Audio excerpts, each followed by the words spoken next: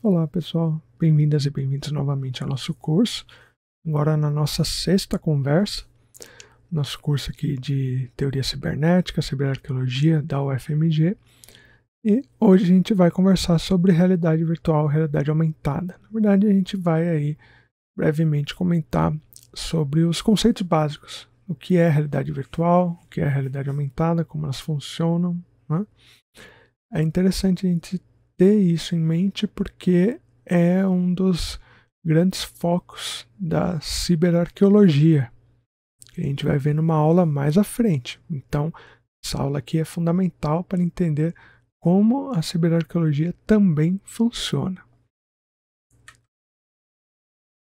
Como todo mundo que trabalha com realidade virtual, a gente tem que voltar ao mito da caverna, da alegoria da caverna, né, do Platão, escrito ali no século V ou IV antes de Cristo. A gente não sabe direito qual que foi a data certinha, mas a gente tem que retomar o mito da caverna do Platão, porque provavelmente foi um dos primeiros pensadores a cogitar essa realidade, essa virtualização daquilo que já existe, como a gente consegue ficar imerso em um outro mundo, entre aspas. Eu trouxe aqui um vídeo para vocês, para a gente dar uma olhadinha juntos, e a gente retorna daqui a pouquinho. Fique de olho aí, presta atenção num vídeo que explica muito bem o que é o mito da caverna do Platão. What is reality? Knowledge? The meaning of life? Big topics you might tackle figuratively, explaining existence as a journey down a road or across an ocean, a climb, a war, a book, a thread, a game, a window of opportunity, or an all too short-lived flicker of flame. 2,400 years ago, one of history's most famous thinkers said life is like being chained up in a cave, forced to watch shadows flitting across a stone wall. Pretty cheery, right? That's actually what Plato suggested in his Allegory of the Cave, found in Book 7 of the Republic, in which the Greek philosopher envisioned the ideal society by examining concepts like justice, truth, and beauty. In the allegory, a group of prisoners have been confined in a cavern since birth with no knowledge of the outside world. They are chained facing a wall, unable to turn their heads, while a fire behind them gives off a faint light. Occasionally, people pass by the fire carrying figures of animals and other objects that cast shadows on the wall. The prisoners name and classify these illusions, believing they're perceiving actual entities. Suddenly, one prisoner is freed and brought outside for the first time. The sunlight hurts his eyes, and he finds the new environment disorienting. When told that the things around him are real, while the shadows were mere reflections, he cannot believe it. The shadows appeared much clearer to him, but gradually his eyes adjust until he can look at reflections in the water, at objects directly, and finally at the sun, whose light is the ultimate source of everything he has seen. The prisoner returns to the cave to share his discovery, but he is no longer used to the darkness and has a hard time seeing the shadows on the wall. The other prisoners think the journey has made him stupid and blind and violently resist any attempts to free them. Plato introduces this passage as an analogy of what it's like to be a philosopher trying to educate the public. Most people are not just comfortable in their ignorance, but hostile to anyone who points it out.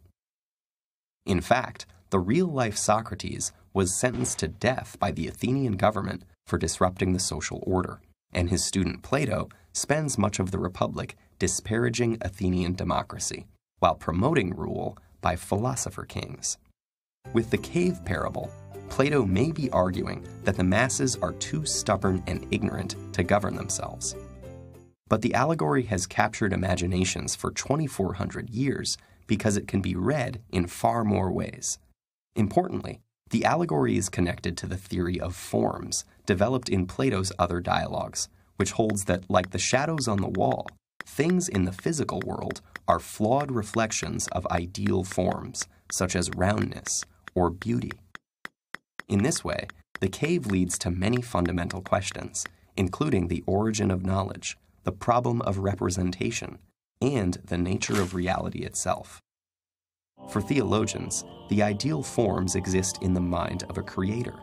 For philosophers of language viewing the forms as linguistic concepts, the theory illustrates the problem of grouping concrete things under abstract terms.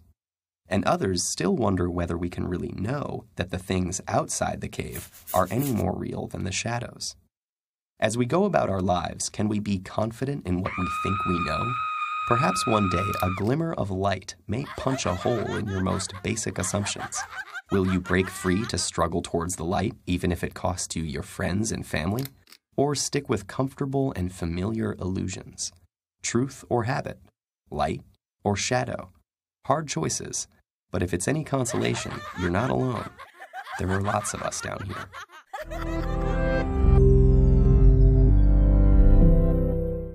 Bom, como vocês viram, o mito da caverna de Platão é essencial para a gente pensar o mundo fora da nossa realidade. Essa questão das pessoas presas, acorrentadas ali numa caverna a vida toda, somente vendo as sombras e pensando que aquilo era real para elas, que o mundo delas eram aquelas sombras, pois elas não tinham noção de que existia qualquer outra realidade além daquela. E quando uma dessas pessoas se liberta e vai para fora da caverna e vê um outro mundo, com uma outra realidade, ela fica pensando se deve voltar ou não para contar aos acorrentados ali dentro sobre isso, porque ela correria um risco de eles acharem que ela era louca, assim, entre aspas, né, que não estava aí regulando muito bem, ou talvez, sei lá, até sofreu algum tipo de agressão física, porque achar que ela estaria mentindo sobre um outro mundo totalmente diferente que existisse a partir ali da entrada da caverna para fora, ou da saída da caverna, né, para fora, um mundo novo, colorido. Então a alegoria da caverna de Platão é utilizada por quase todo mundo que trabalha com realidade virtual, porque essa é a ideia mesmo, a ideia de a gente adentrar um outro mundo e se sentir imerso nesse outro mundo. E se essa imersão for bem feita, a gente perde um pouco a noção do mundo físico, natural, no qual a gente está ali naquele momento. A gente realmente se imagina num outro mundo quando essa realidade virtual é bem realizada. Certo? Vamos conversar aqui uma questão mais filosófica sobre realidade e virtualidade, virtualização.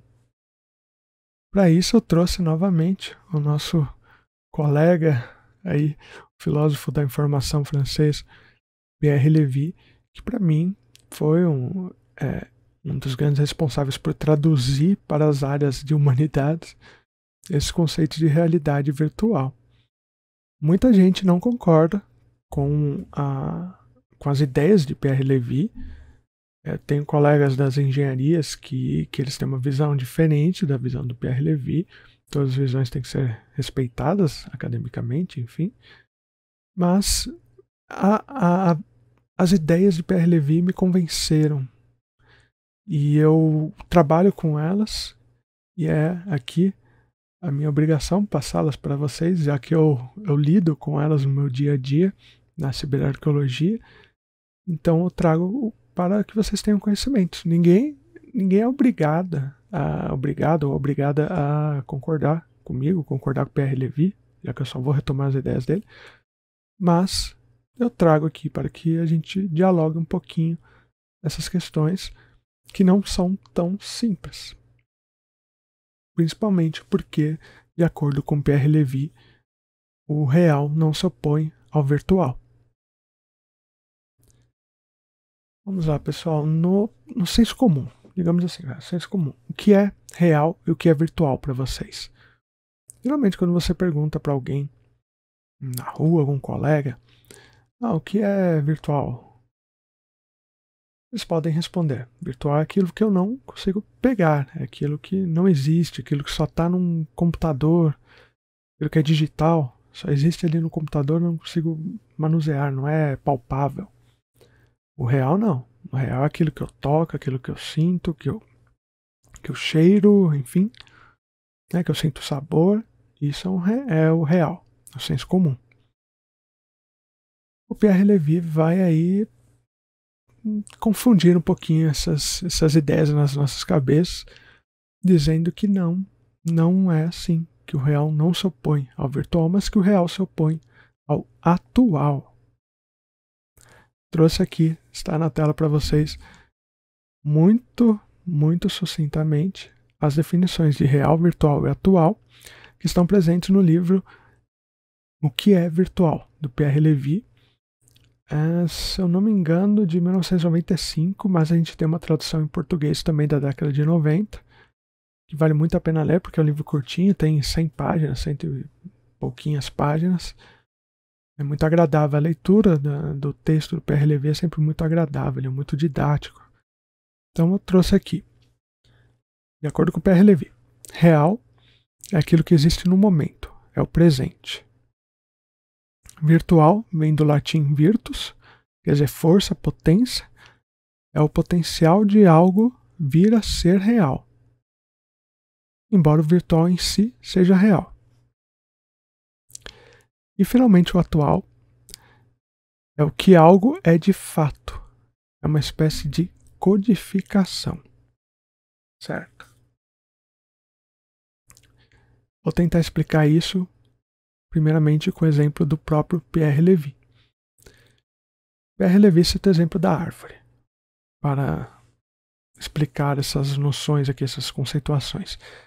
Ele vai dizer que a árvore, quando você enxerga essa árvore, ela está lá bonitinha na paisagem, ela é real.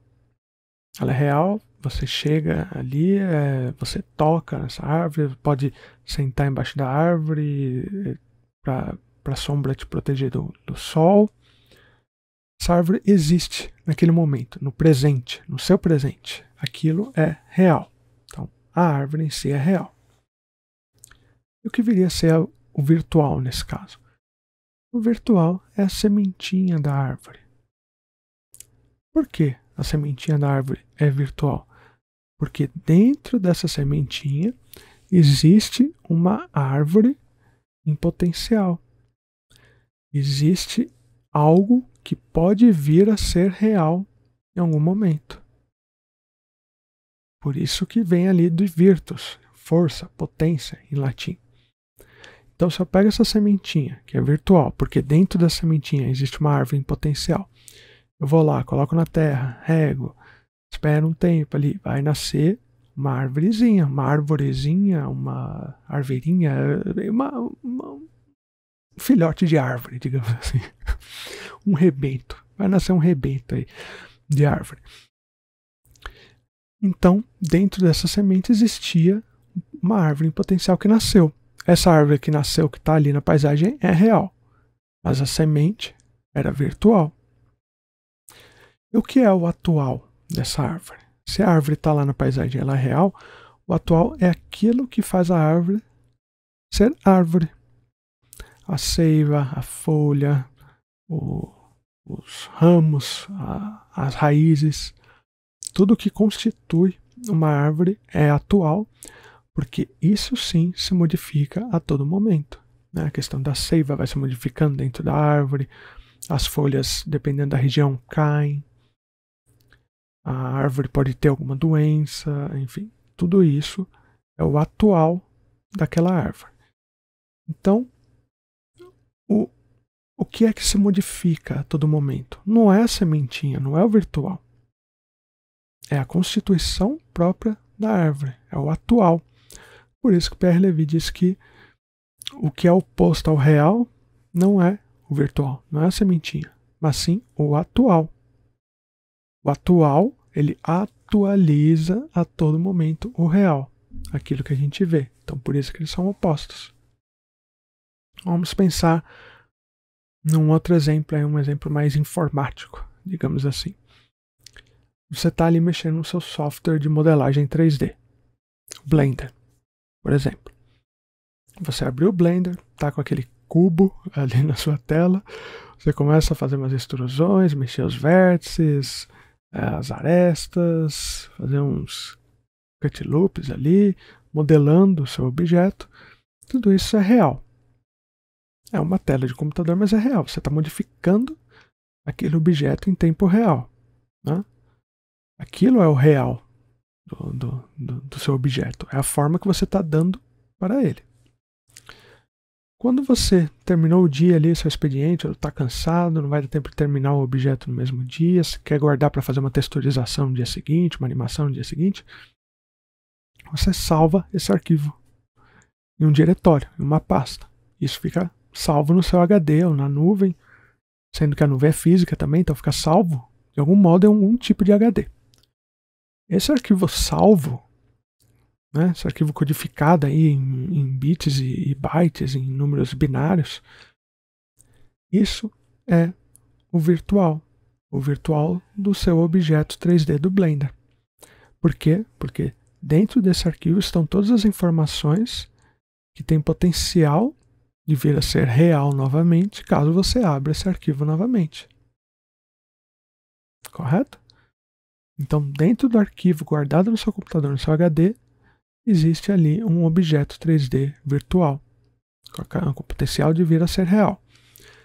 Aí você vai lá, no dia seguinte, abre esse arquivo, então ele decodifica ali, transforma os bits e bytes em uma informação 3D na sua tela novamente, e você começa a texturizar, começa a dar uns retoques nesse objeto.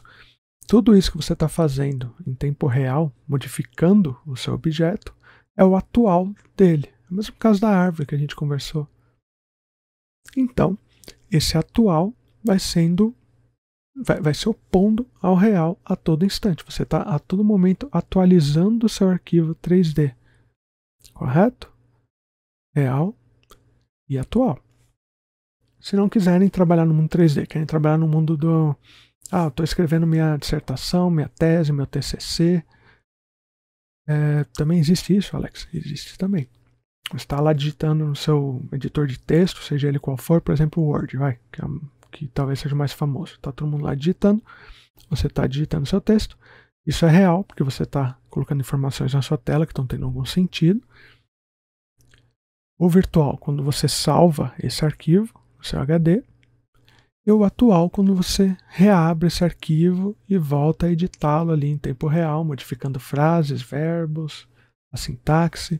Tudo isso é uma atualização do seu arquivo real. Isso é aí, né, muito brevemente, a explicação das diferenças entre real, virtual e atual, de acordo com Pierre Levy, e com as quais eu também costumo trabalhar na ciberarqueologia. Digo novamente, vale muito a pena vocês lerem o livro dele, O que é a Virtual, porque vai ficar bem mais explicado, ele vai convencer bem melhor, talvez, do que eu, sobre tudo isso que eu falei. Vale muito, muito a pena dar uma lidinha nesse livro dele, que é curtinho, 2 dias aí, no máximo vocês conseguem ler esse livro. Correto? Se a gente falou dessa parte filosófica, vamos conversar agora sobre a parte física dessa realidade virtual. Como que isso foi construído? Como que o ser humano criou outras realidades? A gente já viu na nossa conversa passada o Jaron Lanier com a Data Glove, aquela luva, os óculos e a realidade virtual. E aqui a gente vai voltar um pouquinho no tempo ali no Vitarama.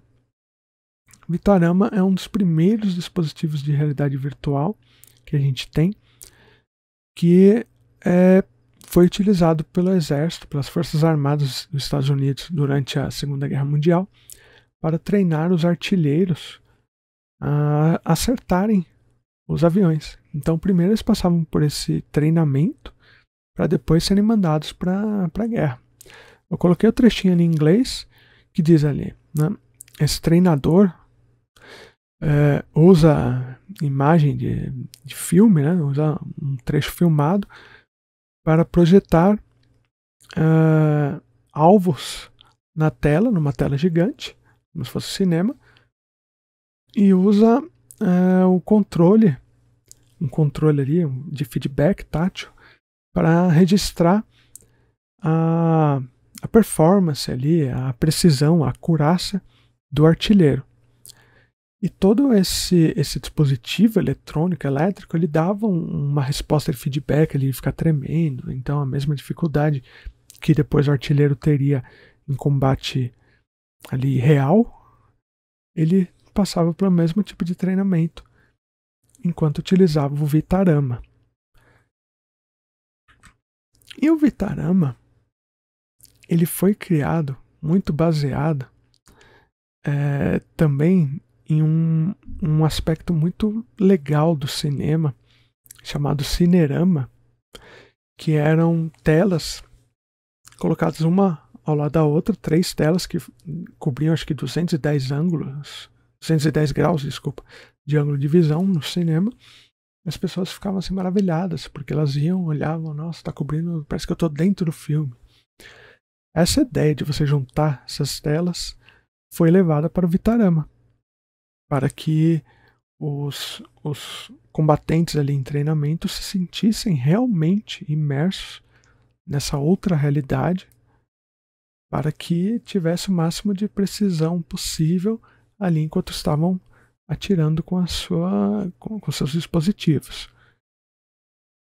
Eu trouxe para vocês, eu vou passar para vocês um trecho de um documentário chamado Cinerama Adventure, que faz parte do extra do Blu-ray do filme A Conquista do Oeste, que é um belíssimo filme, todo filmado para o Cinerama. É maravilhoso esse filme, recomendo muito que assistam. E esse trecho vai mostrar muito bem como funcionava o Vitarama. Então presta atenção nesse aparato do Vitarama, que a gente vai conversar um pouquinho mais sobre ele logo a seguir. Deem uma olhadinha aí, pessoal.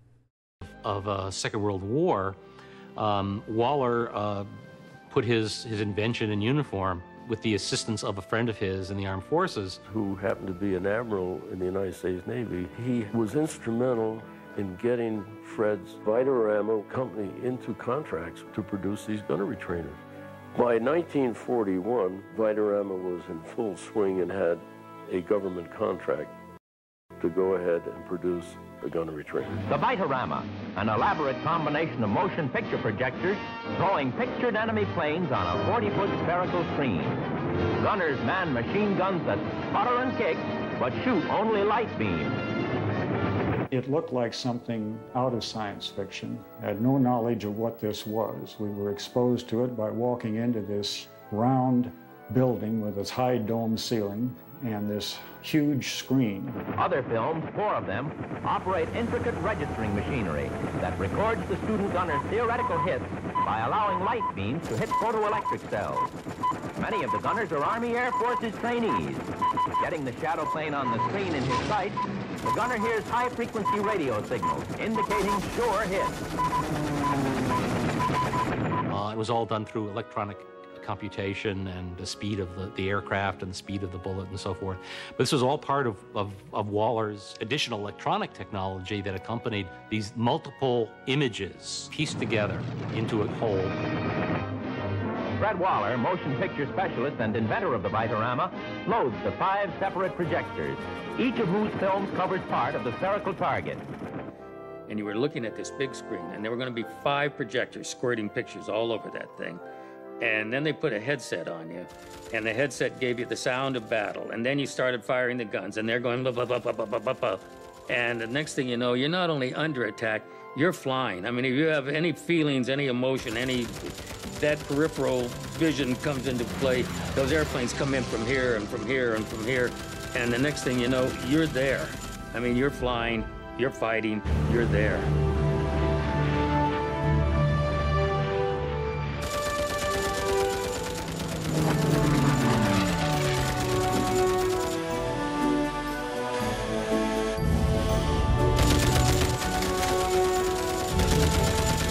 You had complete proof of the ability of this specific man or specific gunner of what his skill was, of his eyesight, his estimate of distance. When you sum it up all together, saved millions of dollars and many lives.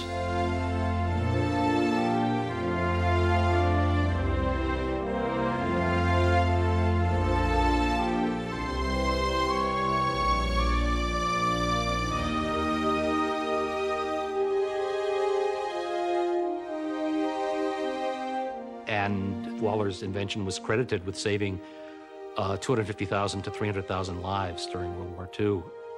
During the war, Waller had received thousands of letters from servicemen who had trained on the flexible gunnery trainer. And they were very enthusiastic about the idea, saying things like, why can't we see real movies like this? It really puts you right in the movie. Some of the guys said they were going to write letters to whoever the inventor was. I didn't know who the inventor was at that time. Found out later on when This is Cinerama came out, and I saw it at the Warner Bros. Theater. But the peripheral came into it again. And that was probably the thing that clued me in that I was seeing a civilian version of the gunnery trainer. É incrível, né? Eu acho o Vitarama assim, incrível. Me lembra muito quando a gente ia em parques de diversão. Por exemplo, existia aqui em São Paulo o Play Center, que tinha um domo, né, para que a gente entrava e tinha essas... Era uma montanha-russa o filme, mas a projeção era tão ampla que parecia que você estava ali dentro da montanha-russa. Era muito interessante. Claro que não tinha toda essa interatividade igual a gente acabou de ver aqui no Vitarama, né? A gente só sentava ali na cadeirinha e assistia o filme. Mas era tão impactante que até hoje eu tenho essa memória de algo que eu vi quando eu tinha 8, 9, 10 anos de idade. E o que é interessante a gente avaliar nesses dispositivos de realidade virtual, não só do Vitarama, como qualquer um que vocês se depararem ao longo das pesquisas, das vidas de vocês. Eu trouxe aqui o exemplo do Vitarama, mas, como eu disse, se aplica a tudo. O primeiro é o roteiro. A gente tem que pensar num roteiro de realidade virtual para os nossos usuários. A gente tem que pensar como contar uma história para os usuários. Colocar imagens de imersão por si mesmas não traz muito conteúdo, pelo menos para a área com a qual a gente trabalha, que a arqueologia é muito ligada à educação patrimonial também, né? Então a gente tem que sempre pensar em como passar as informações para o público em geral e também para os nossos colegas de profissão. Então o roteiro é fundamental, sempre pensem no roteiro. Conceituação artística, ou seja, como que você vai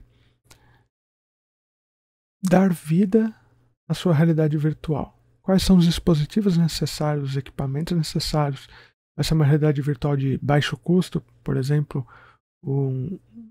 aquele Google Cardboard, né? O óculos de papelão da Google, que é de baixo custo.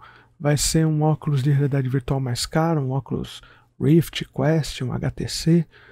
Então a gente tem que pensar na conceituação artística, porque cada elemento, cada dispositivo tem uma capacidade ali de processamento e a gente já tem que saber com qual a gente vai trabalhar para poder fazer a parte da modelagem, da interatividade. Então a gente tem que ter sempre isso em mente, tá bom? Jogabilidade, como que a gente vai lidar, como que a gente vai interagir nesses ambientes tridimensionais, esses ambientes virtuais em tempo real.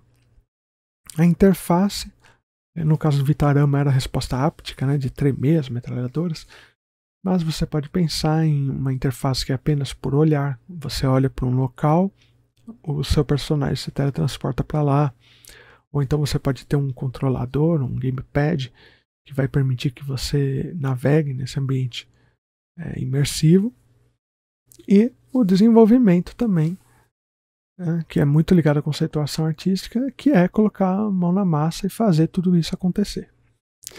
Que é a parte aí, uma das partes mais trabalhosas, uma das que mais dão dor de cabeça, na verdade, que é o desenvolvimento, porque você faz, às vezes não dá certo, tem que voltar para a prancheta e fazer de novo. Aí você tem um feedback do público, que às vezes tal coisa não ficou legal, você tem que modificar. Então o desenvolvimento é quase que constante durante toda a sua vida na realidade virtual. Eu trago aqui,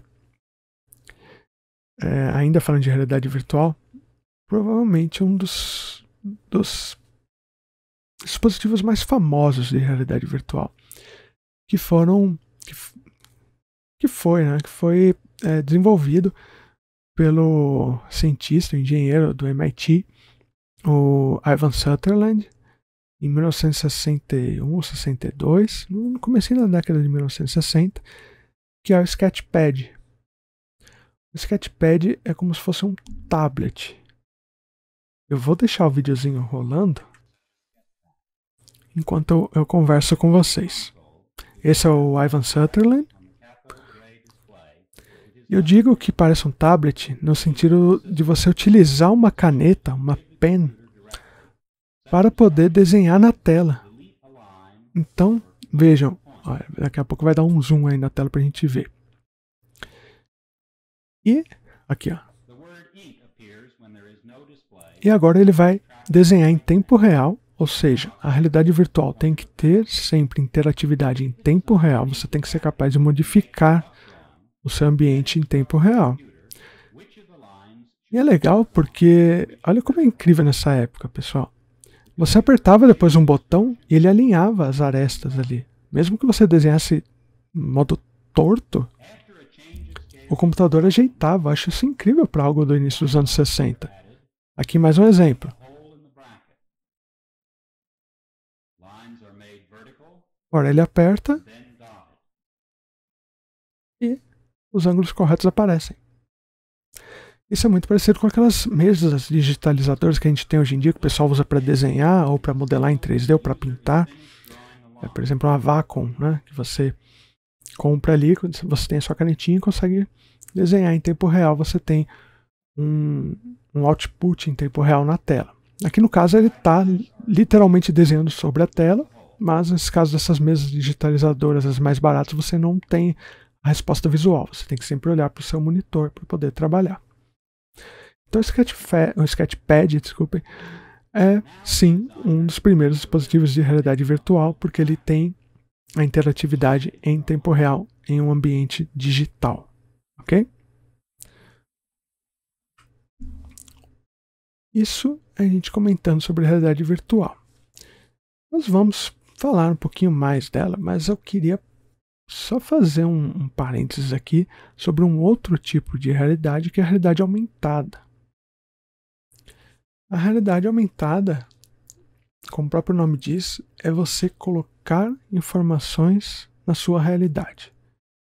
E aqui eu estou puxando o termo de realidade o mais básico possível, que é aquela realidade do mundo físico no qual a gente está nesse momento. Tá? Então, nesse mundo físico que a gente está nesse momento, se eu acrescento uma camada digital de informação sobre ele, eu estou aumentando a minha realidade. Daí que vem o termo realidade aumentada. Tem um exemplo aqui de um aplicativo, de um jogo que estou desenvolvendo no LIT, da UFMG, em que eu trabalho com realidade aumentada com marcadores. Então eu imprimo os marcadores, o meu celular ele reconhece esses marcadores, claro, dentro do aplicativo que eu já programei, e aí em tempo real eu consigo fazer com que exista uma interação entre os objetos tridimensionais. Notem que eu estou colocando tudo isso sobre a minha mesa, meu mundo físico, meu mundo natural, e em tempo real eu estou modificando as informações utilizando a programação em realidade aumentada. E aí, no caso, a gente tem um cachimbo que já foi digitalizado por fotogrametria, escaneamento, encontrado na Antártida e trazido à vida por realidade aumentada. Isso é uma realidade aumentada com marcadores, que é a mais simples, a mais fácil de ser feita e é a que funciona em todos os celulares. Temos também um outro tipo de realidade aumentada, que é a realidade aumentada sem marcadores. Aqui, por exemplo, eu estou colocando ânforas no meu quarto. Estou colocando camadas de informação em tempo real no ambiente virtual, no ambiente natural, físico no qual eu estou, sem utilizar aqueles marcadores impressos. Essa é uma realidade aumentada que demanda mais poder de processamento do seu celular. Então não é todo celular que permite esse tipo de realidade aumentada, E é por isso que a gente tem que sempre, como eu disse ali anteriormente, na hora de fazer o projeto, a conceituação artística, pensar muito bem qual é o nosso público-alvo e se o nosso público-alvo vai ter condições de experimentar a nossa realidade virtual / realidade aumentada. Aqui um exemplo de filtro do Instagram. Todo mundo aqui já deve ter testado algum tipo de filtro no Instagram. Aqui no caso o Neuromancer, do William Gibson, que a gente conversou. E aqui uma realidade aumentada baseada em marcador na minha própria pele. Essa é a minha tatuagem. Eu consigo aumentar a informação da minha tatuagem utilizando uma realidade aumentada. Utilizando o meu celular, eu miro meu celular na minha tatuagem e gera uma outra informação. Aí no caso uma informação bem... foi só para teste mesmo, uma informação gráfica, mas também uma informação textual eu posso colocar. Por exemplo, ali falando da cibernética. E fazendo o rastreamento no meu braço. Então, para onde eu movimentar o meu braço, a camada de informação digital vai seguir, vai fazer esse rastreamento em tempo real para mim. Tá certo? Uma outro tipo de realidade que a gente tem, como eu disse, realidade aumentada, a realidade virtual.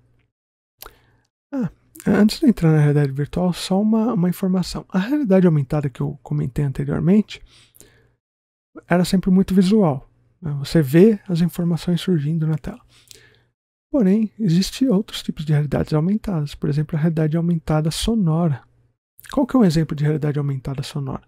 Os GPS aí de celular. Por exemplo, Google, Waze.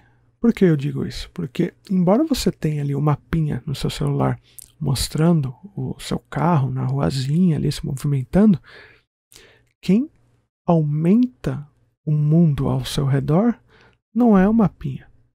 É a voz que está narrando as direções. Vire para a direita, vire para a esquerda. Isso é uma realidade aumentada sonora. Ela está adicionando informações no seu mundo, informações digitais.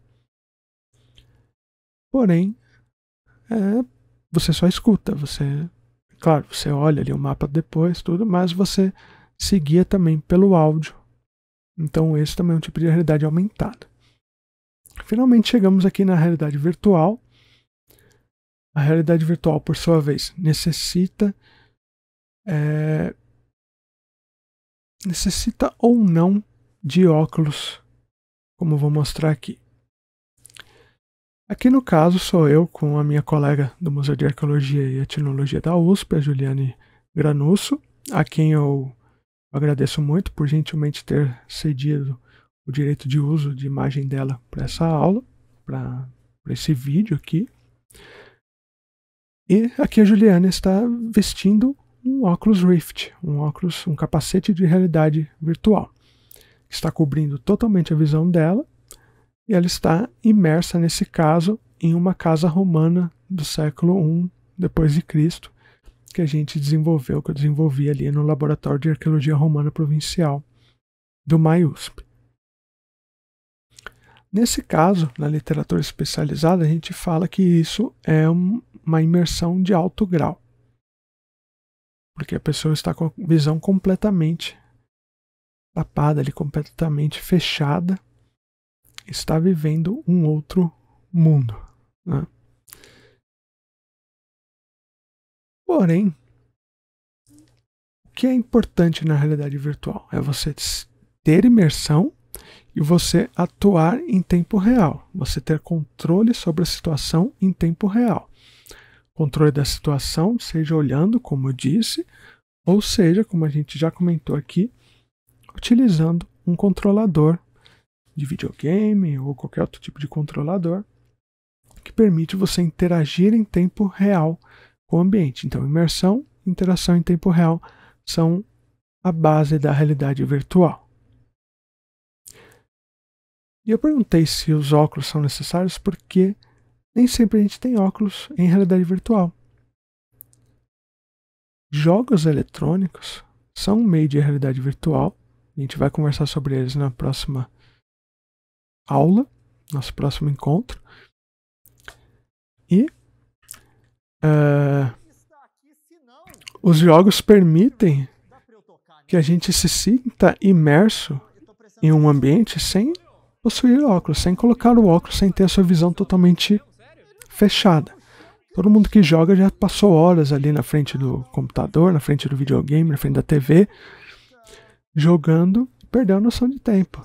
Você está imerso e está interagindo em tempo real. Então, a realidade virtual não necessariamente necessita de óculos de realidade virtual. Você pode utilizar um monitor, usar uma TV, que também é a realidade virtual, tá certo? Aqui o exemplo do rapaz no mundo de Rick e Morty, o Leon, né, no caso, o canal do Leon, e aqui utilizando os controladores ali para poder interagir em tempo real. E na próxima aula, a gente vai falar sobre jogos eletrônicos, sobre arqueojogos. E eu convido vocês todos e todas para conversarem com a gente. Essa frase do Pelé é maravilhosa, esse comercial do Atari é maravilhoso. Então a gente se vê, pessoal, na próxima aula para falar mais dessa realidade virtual aplicada em jogos eletrônicos. Vamos falar sobre arqueojogos, arqueogaming. A gente se vê, então, em breve. Continuem sendo quem vocês sempre foram, ou seja, sejam incríveis. E até a próxima, pessoal. Um grande abraço.